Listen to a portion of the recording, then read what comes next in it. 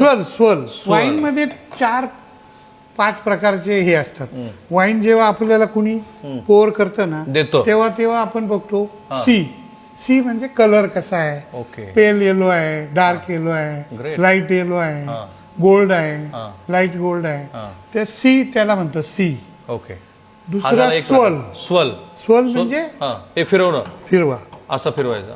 हे काय होतं स्वर्ल तुम्हाला केलं? स्वर्ल केल्यानंतर काय त्याने एअर आणि वाईनचं इंटरॅक्शन होतं आणि वाईन मध्ये जे अरोमा आहेत ते रिलीज व्हायला लागतं. ओके. आणि तिसरं काय होतं? सिप. सिप. हा, सगळ्यात महत्वाचं. मला अनेक लोकांनी सांगितलं की वाईन सिप करत असताना ती ऍक्च्युली तोंडातनं घोळायला पाहिजे. येस, त्याच्यामुळे काय होतंय हा.